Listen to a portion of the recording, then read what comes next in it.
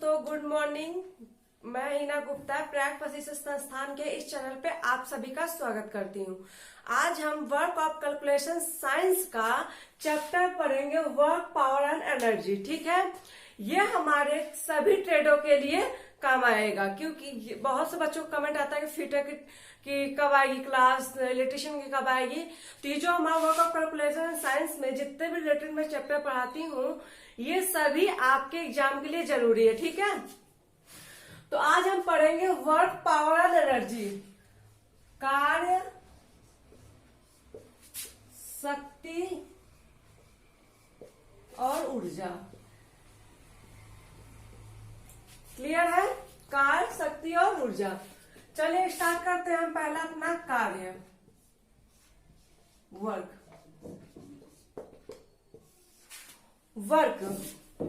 Work की definition की बात करें तो जब किसी वस्तु पर बाह्य बल लगाया जाता है तो वह कुछ बल की दिशा में कुछ दूरी तय करती है।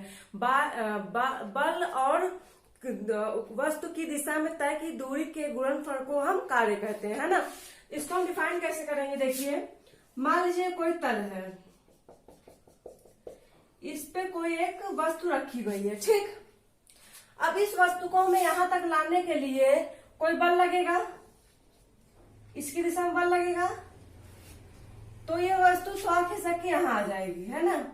तो जो इसकी दूरी आ जाएगी उसको हम यस कहेंगे। ठीक, तो मैंने बताया इसके गुणनफल को ही कार्य करते हैं। तो वर्क बराबर क्या हो जाएगा हमारा? F into S. क्लियर है? कार्य हमारा बल और विस्थापित दूरी के गुणनफल को फल होता है। क्लियर है आप लोग को?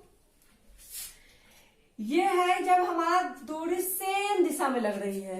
जब सेम दिशा में लग रही है तो हम जो फॉर्मूला होगा वो ये होगा। मान लीजिए अगर यही बल इस दिशा में लगे, है ना।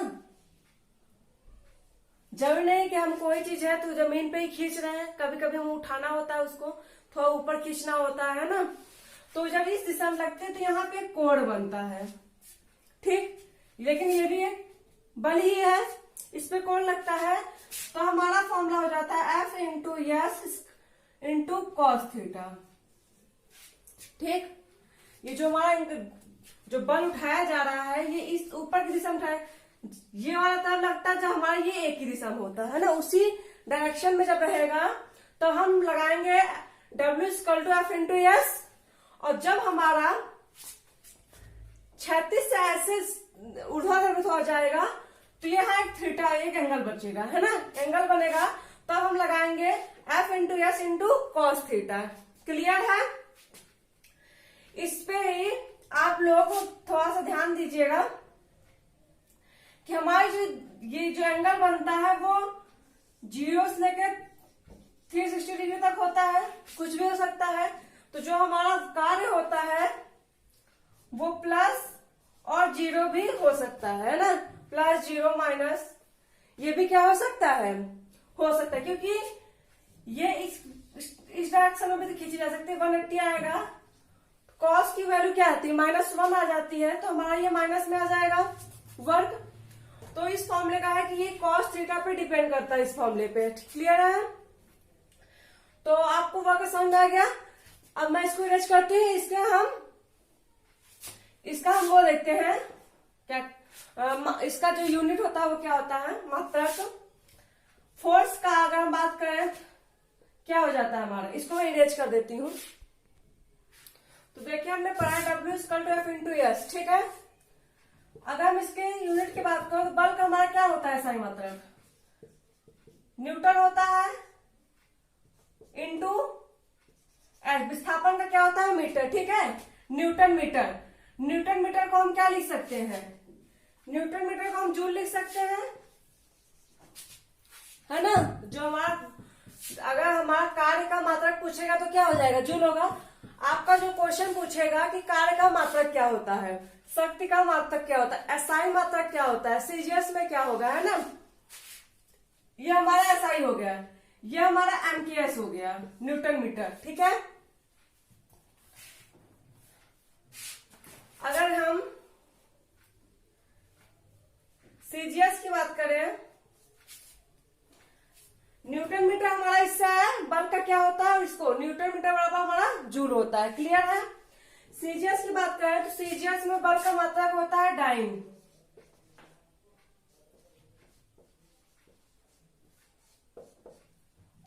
और सीजीएस में विस्थापन का मात्रक क्या होगा, सेंटीमीटर। तो ये होगा हमारा डाइन सेंटीमीटर। ठीक है, इसको हम लिखते हैं अर्ग। क्लियर है। अर्ग। अब जूल और अर्ग में रिलेशन क्या होता है, रिलेशन।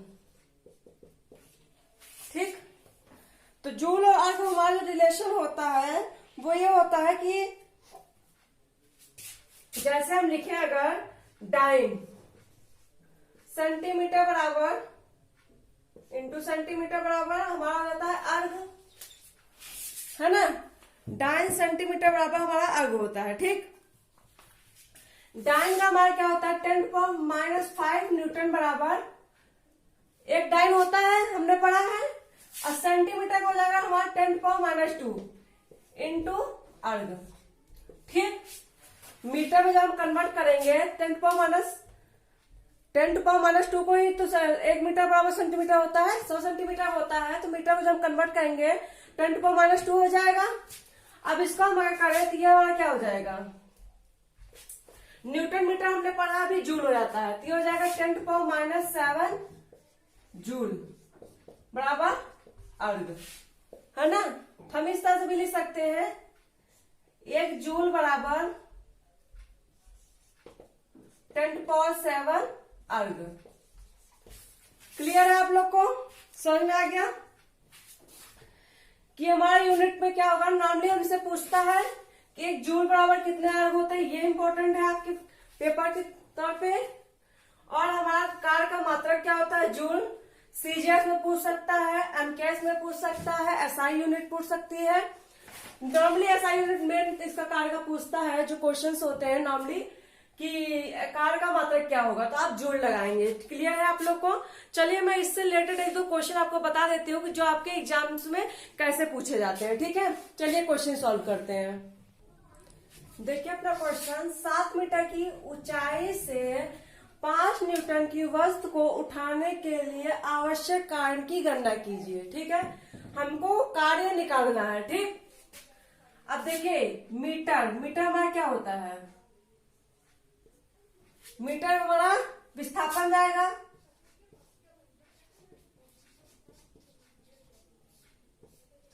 यस इक्वल टू कितना दिया है, 7 मीटर। क्लियर है। 5 न्यूटन की वस्तु यानी कि जो बल है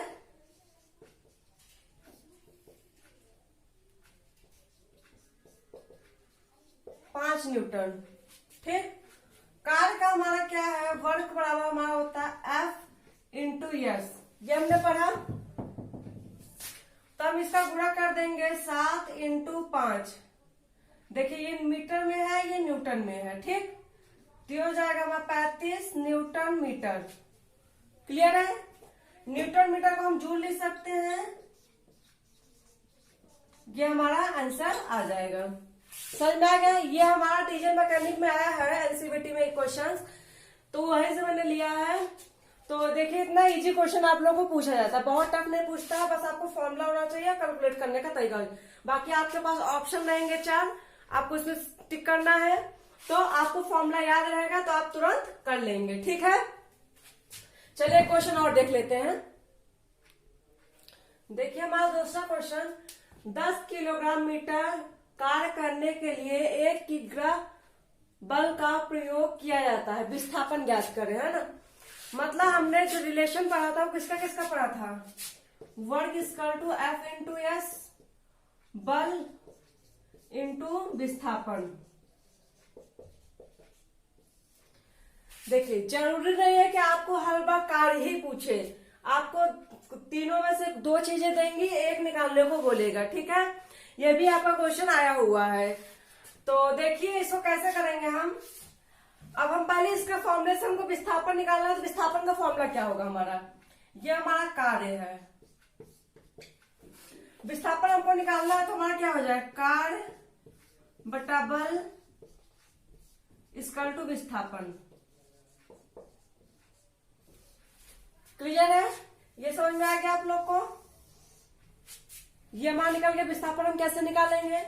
अब हमारा देखिए किग्रा मीटर दोनों दिया हुआ है, मतलब कि ये हमारा कार्य है किग्रा मीटर। ठीक, हमारा जो W बराबर दिया है वो दिया है 10 kg मीटर, और जो हमारा F दिया हुआ है वो दिया है 1 kg। क्लियर है? तो हम इसमें 1 kg बल का पॉइंट लिखेंगे। ठीक, समझ में आप लोग को? हमें विस्थापन निकालना है, कार्य हमने रख दिया। अब देखिए केजी से केजी कट जाएगा, बचेगा क्या हमारे पास? मीटर, और 10 में डिवाइड जाएगा तो कितना बचेगा? 10 मीटर। ये हमारा आंसर आ जाएगा। क्लियर है? आप लोग थोड़ा सा ये देखिएगा, ये जो डिवाइड करने का तरीका होता है, कभी कभी क्या होता है कि ऑप्शन जो हमारे दिए होते हैं वो आपको 4 दे देगा ऑप्शन। मान लीजिए 10 मीटर हो गया, 10 सेकंड हो गया, 10 सेंटीमीटर हो गया, 10 न्यूटन हो गया, है ना? कभी कभी आंसर तो आपको निकाल लेते हैं, लेकिन मात्रक क्या होगा उसका आपको ध्यान देना पड़ेगा। मात्रक निकालने का ये है कि आप जब अगर आपको नहीं याद है, क्लियरली आप नहीं कंफर्म कर पा रहे हो, तो आप इस तरह से डिवाइड कर सकते हैं। देखिए ऊपर भी केजी है, नीचे भी केजी है। ऊपर नीचे कोई भी मान रहता है बराबर तो कट जाता है, हमने कट कर दिया, हमारा न्यूटन मतलब मीटर बच गया हमारा। ठीक है, ऐसे सभी प्रॉब्लम होता है। अगर आपको फॉर्मूला मान याद रखा है तो आप ध्यान कर लेंगे, इसमें दिया है कि केजी मीटर। आप अब इससे देखिए अगर आपको मात्रक याद है तो आप दिमाग लगा लेंगे कि कार्य का है ना? तो इसी तरीके से आपको इसका भी विशेष ध्यान देना पड़ेगा, आपको मात्रक का विशेष ध्यान देना पड़ेगा। ठीक है, तो वर्ग में आपको समझ में आ गया होगा इतनी चीजें, कैसे क्वेश्चन पूछेंगे ये भी आपको क्लियर हो गया होगा। अब हम आते हैं अपने पावर पे। ठीक है, हम देखते हैं पावर, शक्ति। शक्ति हमारा क्या होता है? कार्य करने की दर हमारी शक्ति कराती है। ठीक है, किसी मशीन के द्वारा या किसी के द्वारा किया गया कार्य हमारा शक्ति कराता है। इसका क्या होगा? शक्ति को हम P से डिनोट करते हैं W/T, कार्य का समय। क्लियर है? इसका जो मात्रक होता है वो वाट होता है। ठीक, मात्रक जो हमारे 100 वाट, ये SI में होता है। ठीक है, अब बताइए, अच्छा W की जगह पे हमने W को क्या पढ़ा था? F इंटू एस हमने पढ़ा था, इसके जगह पे हम लिख सकते हैं F into S upon T. S upon T हमारा किसका होता है? V का होता है ना? वेग, विस्थापन बटा समय हमारा वेग का होता है फॉर्मूला, है ना? तो इसको हम लिख सकते हैं P equal to M into FV। Clear है? ठीक है, FV हो गया हमारा। बाद मात्रक की करें तो हमने कार्य के कितने मात्रक पढ़े हैं ना? कार्य का हमने पढ़ा था जूल, जूल प्रति सेकंड भी हमारा हो जाएगा। जूल प्रति सेकंड को हम वाट में कन्वर्ट करते हैं। अगर हम सीजीएस में चले जाएंगे, देखिए सीजीएस में भी सेकंड ही होता है टाइम का, है ना? एमकेएस, सीजीएस, एफपीएस, इन तीनों में यस की वैल्यू सेकंड ही होती है ना? अब बाकी मीटर, किलोग्राम, सेंटीमीटर, ग्राम, पाउंड, है ना, ऐसे तो चीज चेंज होती है 30 सेकंड में ही होती है तो सब। लेकिन जब हम वर्ग अभी पढ़े थे कार्य का, तो कार्य का अर्घ हो जाता सीजीएस में, अर्घ प्रति सेकंड, है ना? तो ये इस तरह से आपका शक्ति का यूनिट होता है। क्लियर है? आपसे मेनली पूछता है ये दोनों, जूल प्रति सेकंड और वॉट। एसआई यूनिट पूछेगा, एमकेएस पूछेगा, सीजीएस पूछेगा। तो आप लोग इस तरीके से निकाल सकते हो, बस आपको कार्य का मान रख के चेंज करना है। अगर यहां पर रखेंगे तो हम क्या हो जाएगा? न्यूटन मीटर प्रति सेकंड, ये भी हमारे वाट का आ जाएगा, मतलब पावर का आ जाएगी, क्योंकि हमने यहां से एफ और इंटू एस का मात्रक हमने अपने वर्क में पढ़ा हुआ है ना। जो हमारा इसका मेन होता है, एक होता है हमारा एचपी, हॉर्स पावर। हमारा जो पावर का एक यूनिट है, एक ही एचपी। ये आपसे पूछा है, इसका मान होता है 746 वॉट ब्रिटिश में, ठीक है। और एक एचपी बराबर 735.5 वॉट, यह मान होता है मीट्रिक में। ये दोनों मान भी पूछ लेता है, कभी कभी न्यूमेरिकल सॉल्व करने में भी आप इन दोनों की जरूरत पड़ती है हमें। इन दोनों मान को आपको याद करना है, और वर्क में जो मैंने रिलेशन बताया था जूल और अर्क का, उसको याद रखना है आप लोग को। और फॉर्मूले नॉर्मली थ्योरिटिकल बहुत कम ही पूछता है, इससे जो क्वेश्चन होते हैं थ्योरिटिकल कम पूछता है, बस इसके मात्रा पूछता है, न्यूमेरिकल सॉल्व करने के लिए देता है, ठीक है। चलिए आते हैं, इसका भी एक दो न्यूमेरिकल हम देख लेते हैं। देखिए, अगर टी बराबर हमें 8 सेकंड दिया हुआ है, डब्ल्यू बराबर 1001 जूल्स दिया है, तो हमें पी निकालना है, ठीक है। तो हमने पी बराबर क्या पढ़ा था, डब्ल्यू अपॉन टी, है ना। तो डब्ल्यू अपॉन टी, तो डब्ल्यू कितना दिया है 1001, और टी दिया है 8 सेकंड। इसको हम डिवाइड करेंगे, 8 कम 8 बचा 2, 8 दूनी 16 बचा 4.40 और 8.40, और हमारे पास कितना बचा 1.2 आएगा, ठीक है। इतना हमारा आंसर आएगा। क्लियर कैसा है ये, डिवाइड करके 8 से हम 1000 को भाग देंगे, तो ये हमारा इतना आ जाएगा। 8 कम 8 बचा 2 0, 8 दूनी 16 बचा 4, उतारा 8.40 बचा 1, यहाँ पॉइंट लगेगा 0, फिर 8 कम 8 फिर बचा 2, तो नॉर्मली ये बढ़ता चल जाएगा, ठीक है। तो इसमें से आपको कोई ऑप्शन आएगा, उसमें से आपको इतना करना है। बस आपको अगर फॉर्मूला याद है तो आप नॉर्मली आपको कोई मान दे देगा, आपको उसको निकालना है, ठीक है। लेकिन इसमें भी है कि जरूरी नहीं कि हमें हर बार वॉट ही निकालना पड़े, मतलब कि पी ही निकालने दे, डब्ल्यू भी दे सकता है, टी भी दे सकता है, तो कोई 3 में से 2 मान देगा, एक आपको निकालने को देगा, ठीक है। आइए इसका एक क्वेश्चन और देख लेते हैं। देखिए क्वेश्चन, W और P हमें निकालना है, ठीक है। पहले हम उसका फॉर्मूला लिख लेते हैं। W बराबर हमारा क्या होता है F इंटू एस, ठीक है। और P बराबर हमारा होता है W अपॉन टी। क्लियर है। अब देखिए F बराबर दिया है 750 न्यूटन, और S बराबर दिया है 1000 मीटर, और T बराबर 12 सेकंड दिया हुआ है, ठीक है। पहले हम W निकालते हैं।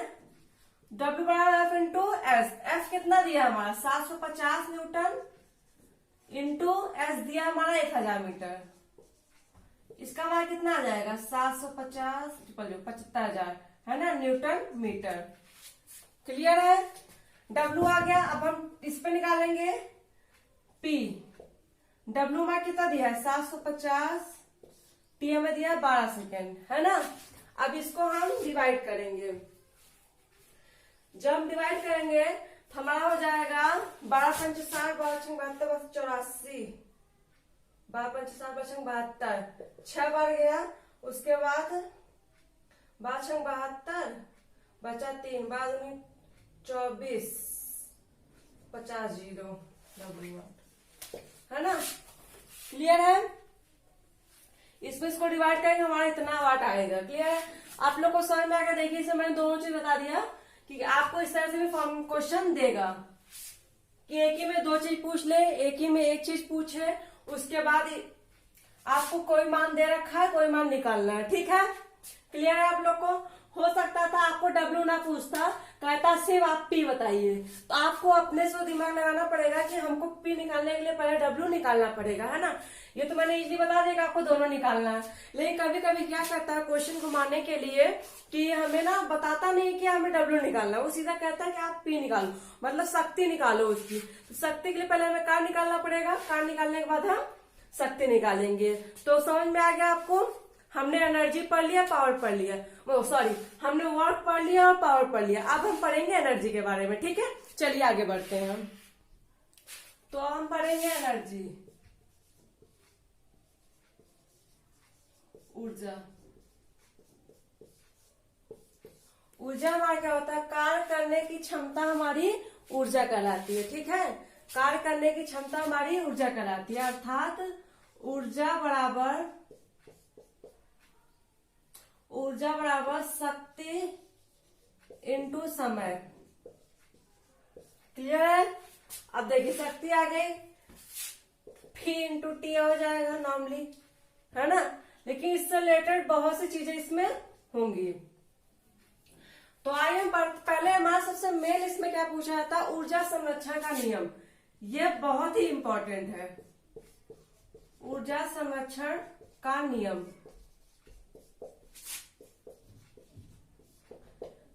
यह हमारा कहता है ऊर्जा को ना ही नष्ट की जा सकती है ना ही उत्पन्न की जा सकती है। ऊर्जा को बस एक स्थान से दूसरे स्थान में परिवर्तित किया जाता है। ठीक है, मतलब इसको अगर हम लिखे हैं तो कहा जाएगा कि ऊर्जा को ना ही नष्ट किया जा सकता है ना ही उत्पन्न किया जाता है, बस एक से दूसरे में परिवर्तित किया जा सकता है। ठीक है, ये हमारा ऊर्जा संरक्षण का नियम होता है। सबसे इंपॉर्टेंट जो हमें इसमें यही है। ठीक है, ऊर्जा संरक्षण का नियम। ठीक, ऊर्जा हमारी दो टाइप की होती है। एक होता है हमारा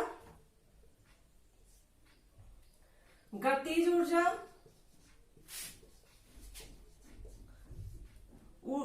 एक होती है हमारी स्थितिज ऊर्जा।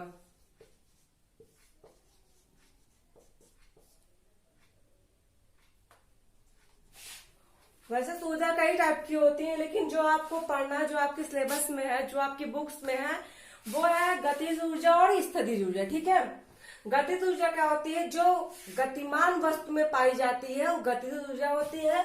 जो स्थित वस्तु में पाई जाती है वो स्थितिज ऊर्जा होती है। मान लीजिए जैसे एग्जाम्पल के तौर पे हम रखे, कोई वस्तु गति करती है ना, इसमें कुछ ना कुछ ऊर्जा लगती है। लेकिन कोई वस्तु अगर ठहरी हुई है उसमें भी एक ऊर्जा लगती है। जैसे हम अभी खड़े हैं तो इसमें भी एक ऊर्जा लग रही है ना। इसके एग्जाम्पल की बात अगर हम करें तो गतिज ऊर्जा की होती है हमारा, जैसे बहता हुआ जल, चलती हुई हवा, दौड़ती हुई वाष्प, है ना, ये सब हमारी गतिज ऊर्जा होती है। स्थितिज ऊर्जा होती है जैसे कि घड़ी से लिपटी हुई स्प्रिंग आदि। मतलब कि जो चीजें स्थितिज होती हैं, कहीं ना कहीं चलती रहती है, रुकी होती है, उसमें भी एक ऊर्जा होती है ना। तो हमारा जो गतिज ऊर्जा का फॉर्मूला होता है वो होता है हाफ mv²। देखिए गतिज ऊर्जा होगा हाफ mv² और स्थितिज ऊर्जा होगा mgh। यह हमारा द्रव्यमान होता है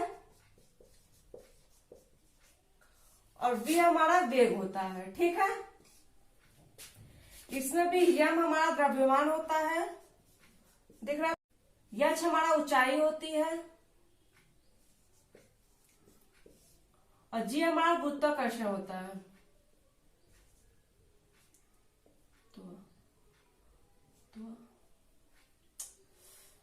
गुरुत्वाकर्षण, ठीक है, mgh। ये इसका फॉर्मूला होता है। स्थितिज गतिज आपको समझ में आ गई है, मैंने इसी में बता दिया है। और बाकी नॉर्मली इसमें थोड़ा सा थ्योरिकल डेफिनेशन सबकी एक लाइन में थी। वर्ड क्या था, कार्य करने, मतलब जो हमारे डिफिनेशंस है वो हमारी सिर्फ एक लाइन की है ना।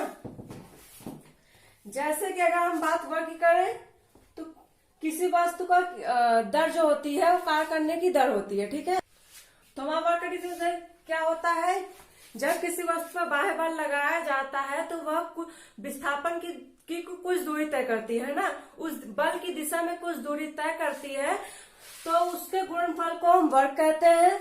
हमारा पावर क्या होता है, कार्य करने की दर, हमारा जो कार्य करने की दर होती है वो हमारा पावर होता है, और जो एनर्जी होती है वो हमारी होती है कार्य करने की क्षमता, है ना। तीनों एक दूसरे चीजों से रिलेटेड है, इसीलिए हमने इसको साथ में पढ़ा। ठीक, रिवीजन के तौर पे मैं आपको बता रही हूँ, इसमें ऊर्जा संरक्षण का नियम हमने बताया कि ऊर्जा को ना ही नष्ट की जा सकती है ना ही उत्पन्न की जाती है, बस एक वस्तु से दूसरे वस्तु में परिवर्तन होता रहता है उसका। ठीक है, ऊर्जा संरक्षण का नियम हो गया। ऊर्जा हमारी दो प्रकार की हो गई, गतिज ऊर्जा, स्थितिज ऊर्जा। गतिमान चीजों में जो पाई जाती है ऊर्जा वो गतिज ऊर्जा होती है, जो स्थित चीजों में ऊर्जा पाई जाती है वो हमारी स्थितिज ऊर्जा होती है। ठीक है, चलिए इससे भी एक आध क्वेश्चन सॉल्व कर लेते हैं, आप लोग को समझ में आ जाएगा। तो देखिए क्वेश्चंस, 5 ग्राम द्रव्यमान की एक गोली 500 मीटर प्रति सेकंड की गति से चलती है। यह गोली 1000 न्यूटन नियत प्रतिरोध वाले स्थिर लक्ष्य से घुस जाती है। गतिज ऊर्जा ज्ञात कीजिए। देखिए क्वेश्चन तो बहुत बड़ा है, लेकिन इसी पर मान रखना है। गतिज ऊर्जा फॉर्मूला मैंने क्या बताया, गतिज ऊर्जा बराबर ½ mv²। ठीक, m क्या हो गया हमारा, यम हमारा होता है द्रव्यमान, इसका मान दिया गया है 5 ग्राम। ठीक है, v हमारा होता है वेग, वेग कितना दिया है 500 मीटर प्रति सेकंड, 100 मीटर प्रति सेकंड। क्लियर है। अब देखिए एफ का कहीं यूज ही नहीं है, न्यूटन हमें यूज ही नहीं करना है, लेकिन क्वेश्चन बढ़ाने के लिए दे दिया बच्चों को कंफ्यूज करने के लिए, लेकिन इसका कोई यूज नहीं है, हमें सिर्फ इस दो मानों को रखना है। ठीक है, एम की जगह ग्राम, हमें पता है जब मीटर प्रति सेकंड में दिया हुआ है तो ग्राम को हम अपने केजी में कन्वर्ट करेंगे, तो ये हो जाएगा हमारा 500 डिवाइडेड 1000 केजी। क्लियर है कैसे आया, क्योंकि एक किलोग्राम में 1000 ग्राम होता है, उसी से हमने डिवाइड किया तो ये हमारा किलोग्राम में कन्वर्ट हो गया। ठीक है, इंटू हो जाएगा हमारा 5 डिवाइडेड 1000, एम कितना दिया हमारा 500, स्क्वायर दिया है इसलिए 2 बार होगा। ठीक है, समझ में आ गया। अब इसको हम डिवाइड कर देंगे, 2 जीरो से कट गया और 1 जीरो से ये कट गया। अब इसको करें 2 से 25 कट गया, 5 25 इंटू 25 इसकल टू 625। ये हमारा आंसर आ गया। समझ में आ गया आप लोग को कैसे आएगा क्वेश्चन हमारे। तो आज मैंने तीनों का एक एक दो क्वेश्चंस करवा दिए हैं। ठीक है, तो मैं कल आपको इस चैप्टर से रिलेटेड कम से कम 10 क्वेश्चन सॉल्व करवाऊंगी। ठीक है, ताकि आपको और अच्छे से आइडिया हो जाए कि हमसे कैसे क्वेश्चन पूछे जाएंगे। ये भी हमारे डीजल मैकेनिक में आया हुआ क्वेश्चन है। नॉर्मली जो वर्क ऑफ कैलकुलेशन का पेपर होता है वो सभी ट्रेडों का समान होता है। ठीक है, तो मैं आपको कल इससे रिलेटेड क्वेश्चन सॉल्व कराऊंगी। आज आपको थ्योरम समझ में आ गया होगा और क्वेश्चन भी मैंने करा ही दिए हैं, आपको आइडिया हो ही गया होगा। फिर भी अगर आपको कोई कंफ्यूजन होती है तो प्लीज मुझे कमेंट करके बताएं, ताकि मैं और अपना बेटर दे सकूं। ठीक है, तो प्लीज कल आप लोग नेक्स्ट वीडियो के लिए तैयार रहिएगा। Thank you.